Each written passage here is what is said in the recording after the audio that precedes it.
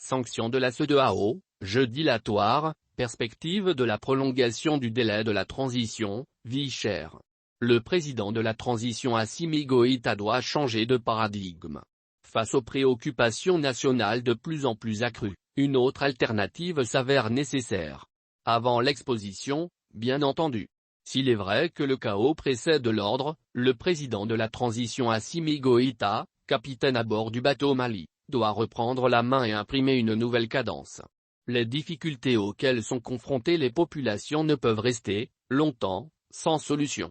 Fédérer les Maliens autour d'un objectif commun, obtenir leur adhésion au projet de la prolongation du délai de la transition, aller dans le sens de la volonté populaire, sont entre autres les perspectives qui s'offrent au président de la transition, Assimi Goïta, dont le pays vient d'être isolé encore, une fois, par les chefs d'État de la CEDEAO, réunis en sommet extraordinaire à Accra, le samedi 6 novembre 2021.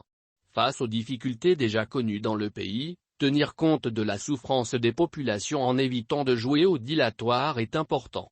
On se rappelle que le peuple malien s'est affiché, soutenant les auteurs du putsch du 18 août 2020, aux premières heures du coup d'État, que le CNSP refuse de reconnaître jusqu'ici. Les causes qui ont prévalu au départ précipité du président démocratiquement élu, Ibrahim Boubacar Keïta, en 2020, si on ne prend pas garde, semblent aussi réunies.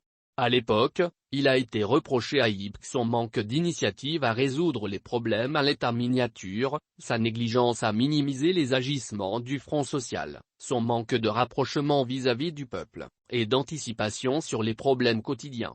Plus d'un an après, les mêmes ingrédients semblent se réunir sous nos yeux.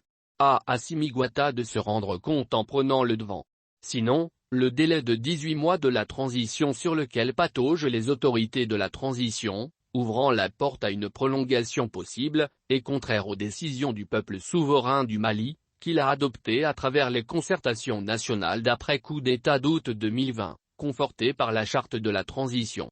La lettre demandant la prolongation de la transition, adressée à la CEDEAO, par les tenants du pouvoir à Bamako sans concertation au préalable du peuple souverain du Mali trahit donc la volonté populaire d'un peuple qui tire le diable par la queue.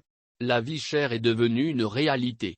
Le panier de la ménagère rempli sortant du marché qu'on connaissait hier est devenu le sachet de la ménagère contenant seulement quelques légumes.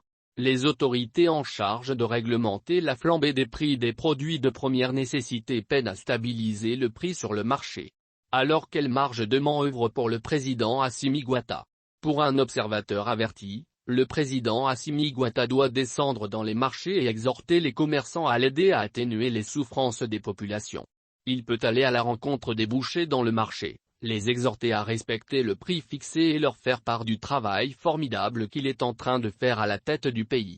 Le tout concourant, bien sûr, au bien-être des populations, a-t-il expliqué.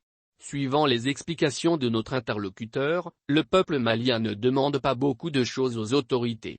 Il veut juste le minimum. Élément essentiel dans ce processus, il faut dire que la communication doit jouer son rôle de premier plan. Négligée par méconnaissance, la communication est au bout de tout succès. Au Rwanda, le président Paul Kagame, avare en parole, est un bon communicant. Le président rwandais n'a pas de gêne à se déambuler dans les rues de sa capitale. On le voit souvent curer les caniveaux avec pelle à la main. Les messages qu'il véhicule à travers ses sorties sont importants. En France, le président Jacques Chirac a été un chef d'État proche des populations ou de la foule, à l'intérieur ou à l'extérieur. Jacques Chirac se plaisait à saluer ou à serrer les mains des personnes dès qu'il était en déplacement en brisant sa ceinture de sécurité.